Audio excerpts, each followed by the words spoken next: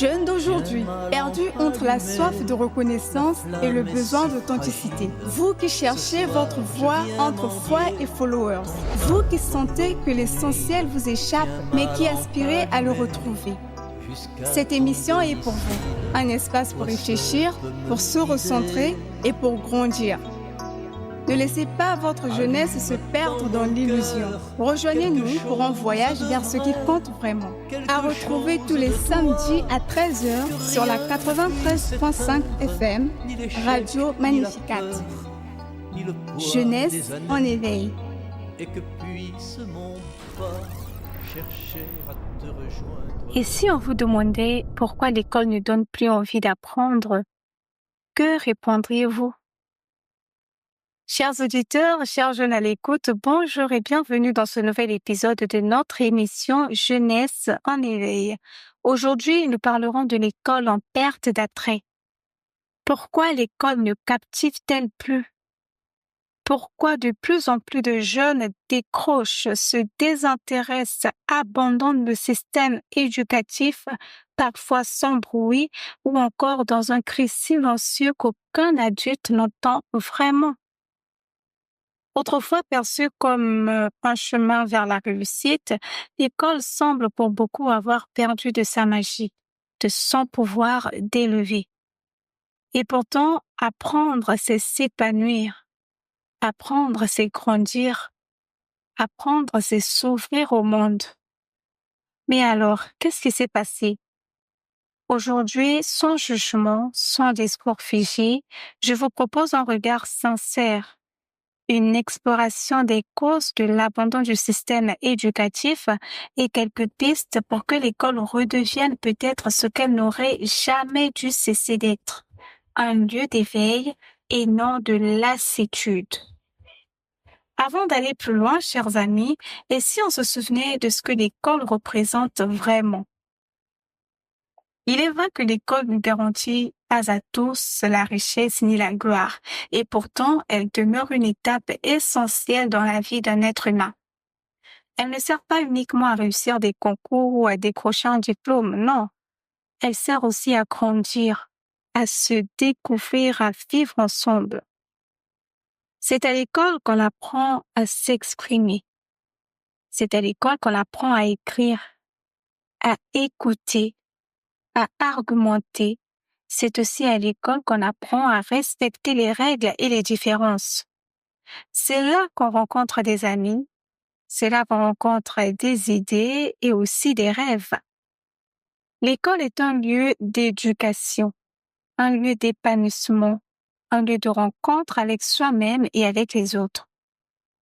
Même si certains chemins de vie ne passent pas par un long parcours scolaire, l'école reste un socle. Elle laisse des traces, même invisibles, et elle façonne notre regard sur le monde. Mais alors, pourquoi ce lieu fondamental ne séduit-il plus? C'est ici que notre réflexion prend toute sa force. Ne bouge surtout pas, on fait une petite pause légère mais pleine de sens et on revient dans la lumière du sujet.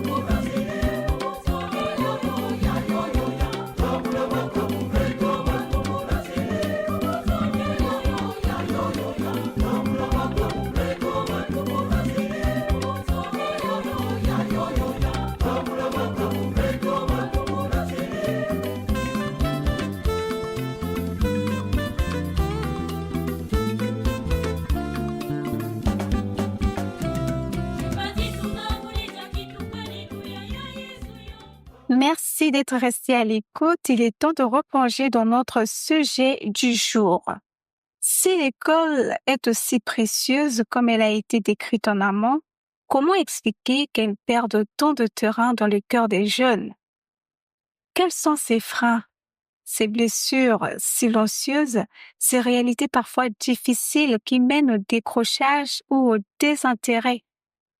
Voyons-les ensemble avec sincérité. La première cause de l'abandon du système éducatif que nous pouvons noter ici, c'est un contenu trop éloigné de la réalité. À quoi bon apprendre des choses qu'on ne comprend pas et qu'on n'utilise jamais? C'est ce que disent de nombreux élèves. Pour certains d'entre eux, il y a trop de théories à l'école et pas assez de vie. Et pour d'autres, l'école semble parfois enfermée dans des manuels, pendant que le monde, lui, change à toute vitesse dehors. On parle peu de la gestion de l'argent, de l'orientation, du monde du travail, de la psychologie, de la communication, et pourtant, tout cela fait partie de la vie. La seconde cause de l'abandon ou la négligence du système éducatif peut être une pression qui épuise. Les notes, les classements, les moqueries en cas d'échec. L'école devient parfois un lieu d'angoisse plutôt qu'un espace d'apprentissage.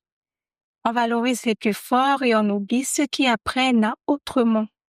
De nos jours, le système éducatif n'inclut pas toujours. Non. Il trie, il juge et il exclut parfois sans le savoir. Il y a aussi la pauvreté qui est un obstacle trop concret. Il faut le dire, beaucoup de jeunes abandonnent l'école faute de moyens. Frais de scolarité, fournitures scolaires, uniformes, nourriture, déplacements, tout a un coût. Et certains doivent choisir entre aller à l'école ou aider les parents à survivre. L'école devient alors un luxe, au lieu d'être un droit. Vous savez, le droit à l'éducation. Comme quatrième cause, nous avons les écrans, à vitesse, le virtuel. Comment rivaliser avec TikTok? Comment rivaliser avec YouTube, les séries et les jeux? Tout est rapide, coloré, addictif et face à ça, une leçon de géométrie peut paraître bien fade. L'attention s'effrite, la patience diminue et l'effort n'attire plus. On cherche le résultat sans le processus. La cinquième et dernière cause que nous pouvons noter ici, c'est l'absence de modèles inspirants.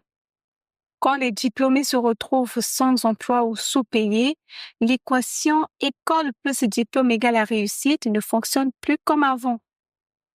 Alors certains se demandent à quoi bon continuer l'école si le système est bouché, si ceux qui ont eu des diplômes avant nous n'arrivent même pas à s'en servir, si malgré nos efforts, nous finirons au chômage.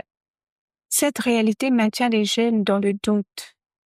Et maintenant, chers auditeurs, après avoir analysé quelques causes de l'abandon du système éducatif, quelles pistes pour demain?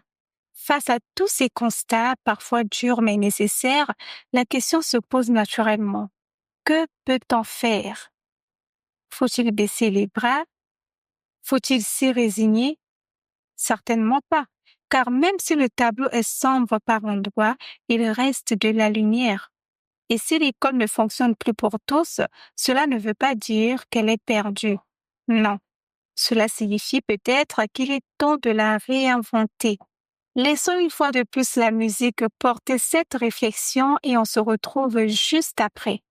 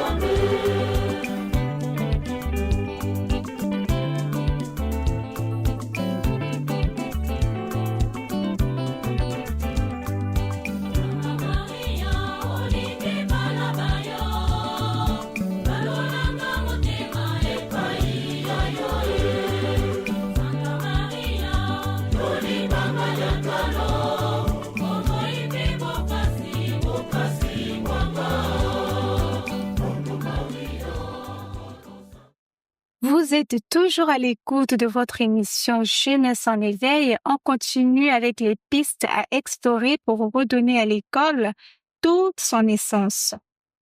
Alors, qu'est-ce qu'il faut faire? Il faut repenser l'école pour qu'elle parle à la vie. Il faut peut-être intégrer plus de pratiques, plus de projets, plus d'ateliers. Donner des cours sur la vie réelle, donner des cours sur l'entrepreneuriat, sur l'environnement, la citoyenneté, rendre l'école vivante, utile et dynamique. Il faut aussi valoriser tous les types d'intelligence. Ah oui, être bon en danse, en cuisine, en mécanique ou en prise de parole, c'est aussi une forme d'intelligence et il est temps de le reconnaître. L'école ne doit plus être un lieu de comparaison, mais d'éclosion.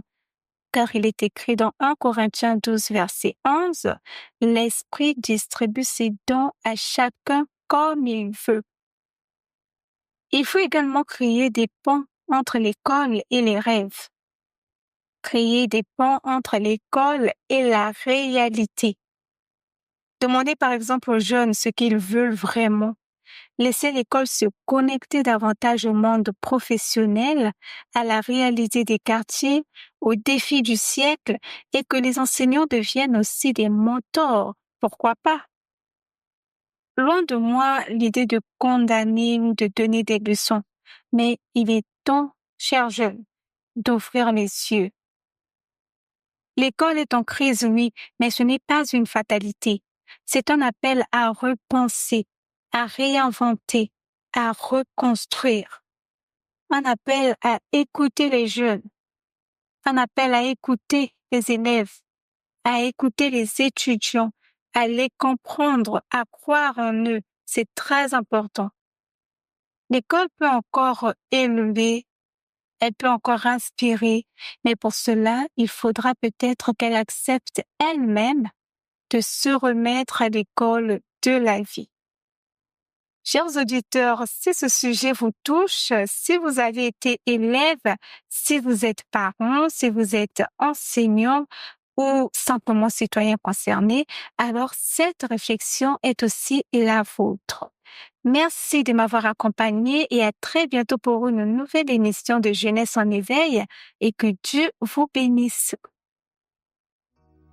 Tiens ma lampe allumée, la flamme est si fragile. Ce soir je viens mendier ton pain, ton eau, ton huile. Tiens ma lampe allumée jusqu'à ton domicile. Toi seul peux me guider.